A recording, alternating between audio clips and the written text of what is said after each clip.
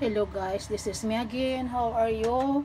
Hello guys. My kitchen is very noisy because of exhaust sound of exhaust. So I stop the exhaust. So this is our viand for tonight. This is our dish for our this is dinner. This is torta. Or maybe or in English omelette, in French torta or omelette. This is it. I already wash and cut the ingredients. I will make how to make this omelette or torta tuna can. So there is, I have here, I guess I bet also the eggs, the 2 cans of tuna. I will show you that where this is the Japanese tuna. So inaba, this is tuna flakes, and I have also just a moment. I will wash first my hand because of this.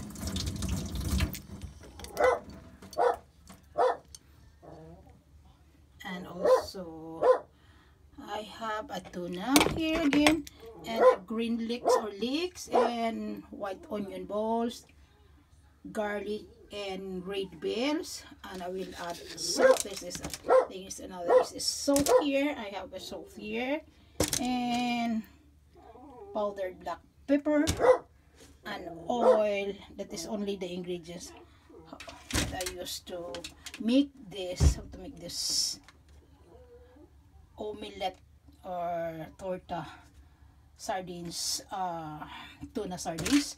I will show you here. I will make first this cooking oil. I will oh, what happened? Okay, before that I will add this ingredients in my this is I will add that. So wait ko, dog is crying because I think he's angry now, and I have to, I don't need to fry this only. I will fry the garlic, not the onion. So only the garlic. I will not fry the onion. I think onions here.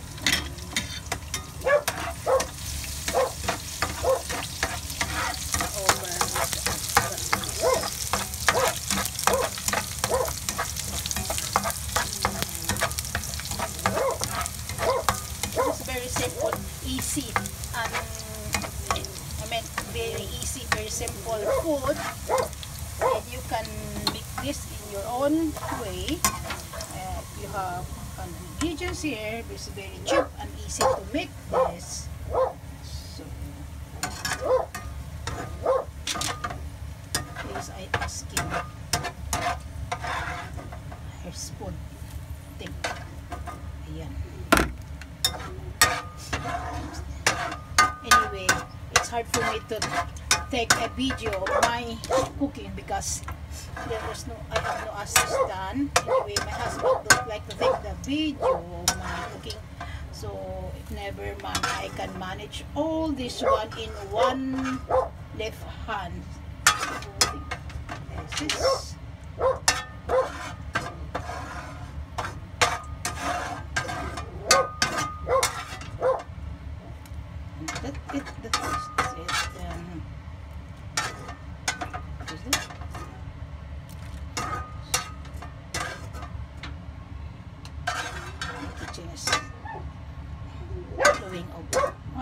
anyway, I was already the dirty what is 30 verses there.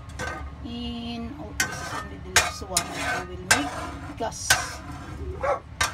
you know I already serve my husband a Japanese curry. Next time I will show you how to make a Japanese curry. It is very simple also, because there is a raw and I have to show that by next time only, but now this is only that I can make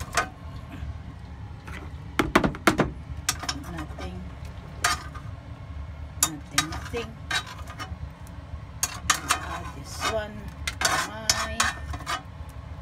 This one, this one. Okay, that's it. And I will make this add only the ingredients. And the other, I see in the other one, they use morinaga leaves instead of green leaves, but I have no morinaga. Anyway, I will make this sometimes when I remember, when I want to eat this one. This is it. So very simple. I add already a salt here in the eggs, and the tuna is also a little salty, so I think no need to add. I only add this green, this, what is this, black pepper to make it fragrance. And yummy, how delicious. This one, I want this. Nice.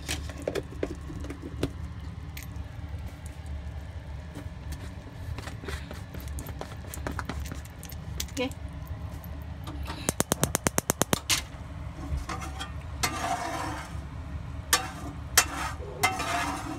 Ko, just over my meat ko. He's eating today. He's hungry now. Anyway, I give him what is this one in mine.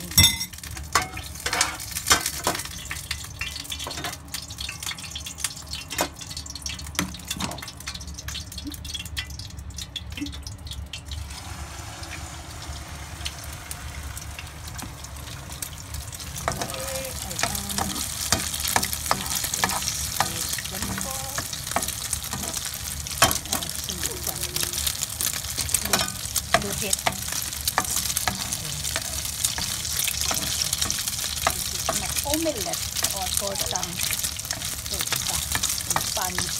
In French or English, that is omelette. So in Japanese, omelette. Simple. Just a moment. To prepare legs for this product.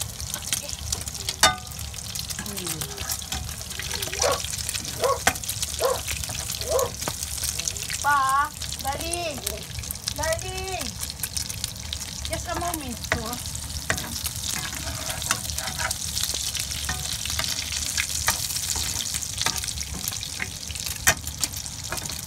Pa, kung sonomi kaise.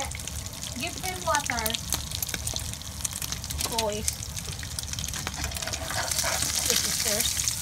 So, if you want to drink water, napaka-simple na luto. And what is the pair of this? Matching of this. Ito, you have to add topping or tomato sauce or tomato chop.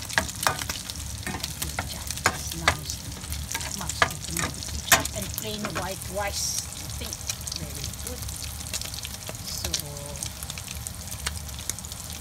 papagod na yung aking mga papas. Kakahawak na to. Anyway, I like to see it. That is why I am making this. And this is how to make this torta. How to make this torta. Omelette or torta. Omelette and torta is only one meaning. That is in English is omelette. That is derived from the French word omelette, and but in Spanish torta. So, I think I hope na everyone like this. Anyway, this is mga na yung mga kamay ko. Ano pa pa na ano ko dito?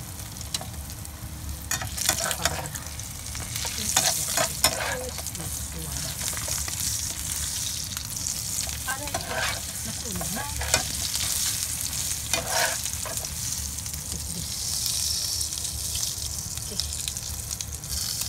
Okay, this is my first. And another one, I make another one. Simple and delicious.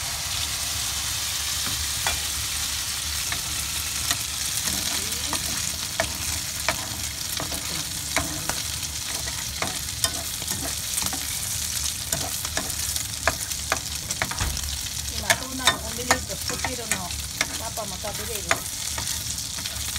You can you can make this sandwich like also if you want. If you don't like to pair the rice, the rice, you can make this sandwich and ketchup or mayonnaise or what is island dressing. I think.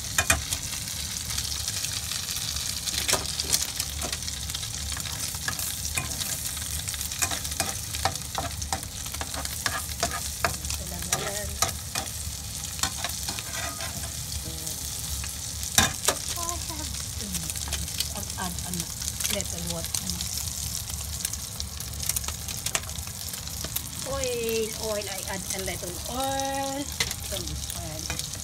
See, it's drying now. The drying again.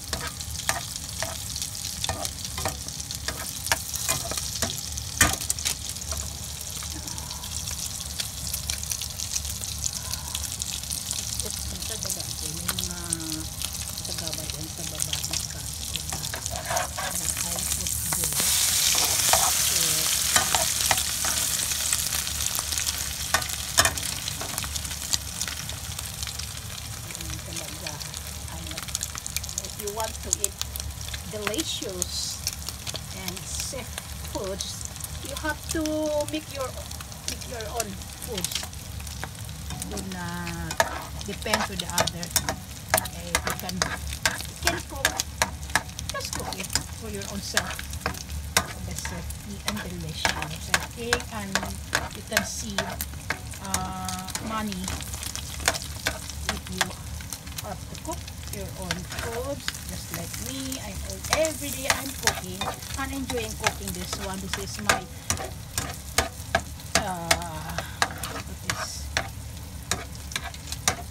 my passion in cooking, and also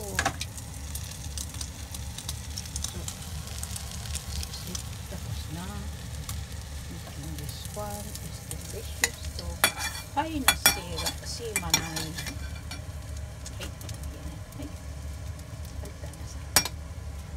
Inaantay yung apoy.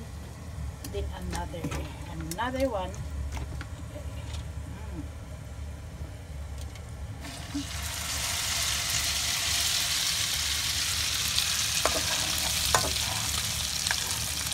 Dati may kaibigan ako dito. Malika siya. Pala pa. May elder than now, and I think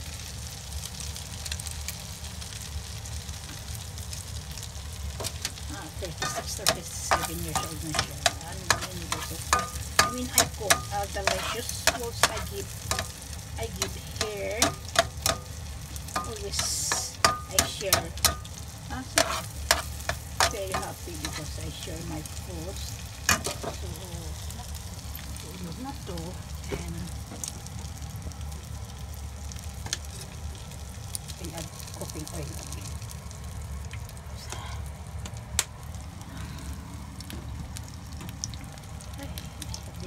Cook. What is it? Can I taste? Yummy. I'm sure 1 bowl of white rice na naman. Again, I will add on that.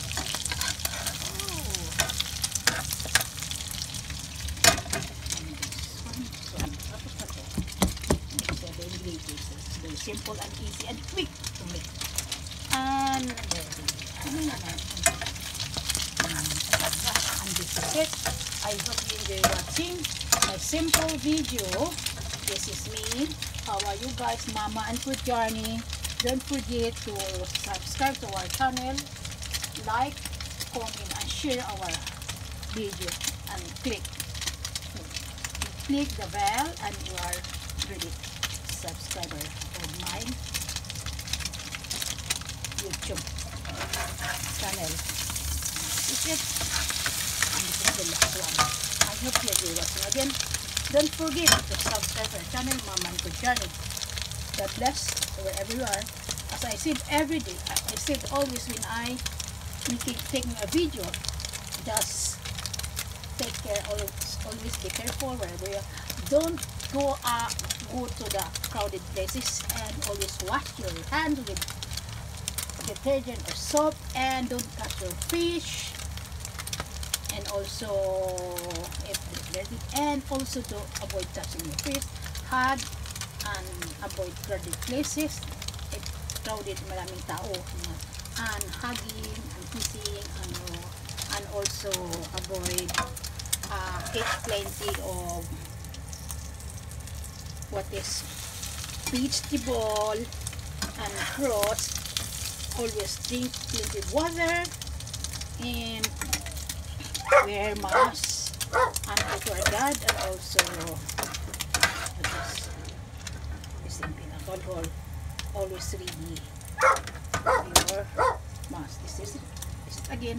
God bless and thank you. Bye bye.